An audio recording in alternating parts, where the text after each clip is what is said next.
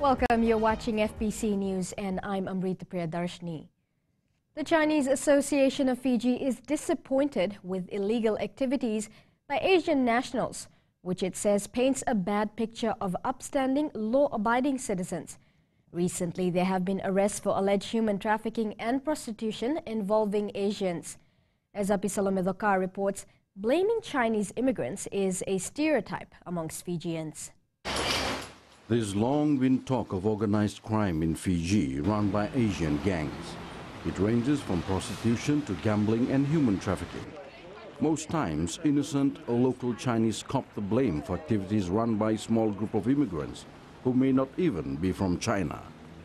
The non-Chinese or the other population in Fiji, they find it very hard to see the distinction. They can't tell when you look at a face, they can't tell the distinction between a Chinese, and other Asian populations. So unfortunately, we all get tarnished by the same brush.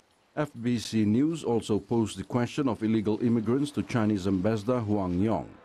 He says most immigrants are law-abiding people looking for work, education or trying to start a business. Criminal elements just happen to slip through the nets. This will not only happen in the Chinese immigration. I think this is regional and work issues. It's happening in every country, even include China. The local Chinese community believes the law should be applied accordingly to send a message to others. But as a Chinese community, we're certainly law-abiding. And if people have come into the country illegally from any country whatsoever, I think they should face the full brunt of the law. The Chinese embassy has confirmed it's working with Fiji police to get to the bottom of crimes involving immigrants from mainland China.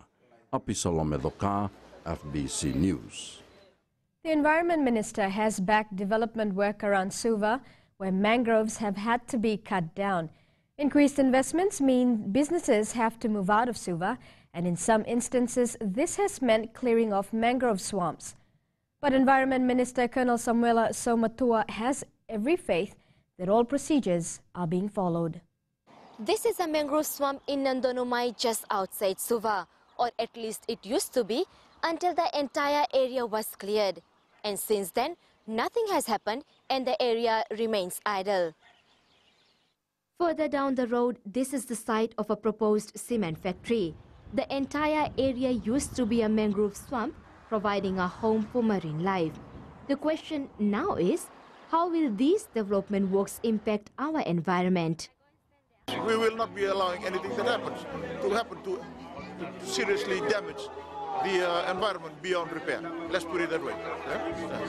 Colonel Saumatua says officers from his department are keeping an eye on all development not just in Suva but all over Fiji. Work is still progressing in that area. Yeah, there will be still communications between the Department of Environment. I'm not familiar right now with how far they've gone. I don't have the details with me, so I don't want to be speaking on something that I'm not quite sure of. But I know that work is being done in that area. Saumatua says if the assessment shows that damage will occur, they do not approve the project. What we do in all cases is that if the damage that is likely to occur is beyond repair, then we will not have that, we will recommend that we do not have that development. But in the case of the development going ahead, it means that we have put in place measures, that environmental management plans to ensure that the damages to the environment or the degradation is controlled and managed. There's also construction happening along the Nasese area, which has seen mangrove areas being cleared. Kritika Pratap, FBC News. Children as young as 11 have been caught sniffing glue. It's a problem authorities have struggled with for many years.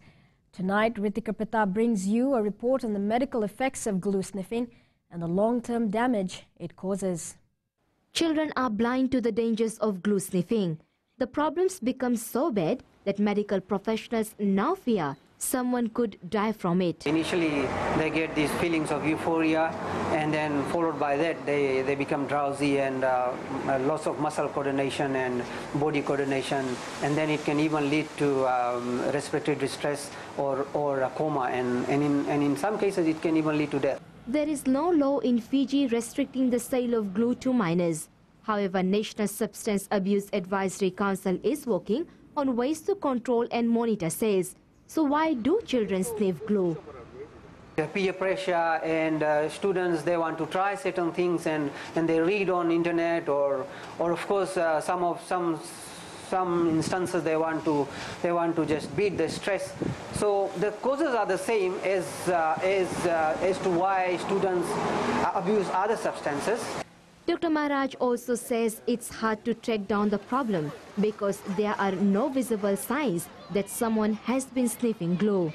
It's usually not very easy because by the time they have come out of it, come out of the acute effect, they feel normal, and it's just like somebody who's drunk with alcohol, and then once the effect wears off, the person looks normal. There has been numerous awareness campaigns in schools, and the National Substance Abuse Advisory Council claims there has been an overall reduction of 24%. But the council says it needs the parents to step up and keep an eye on their children. Ritika Pratap, FBC News.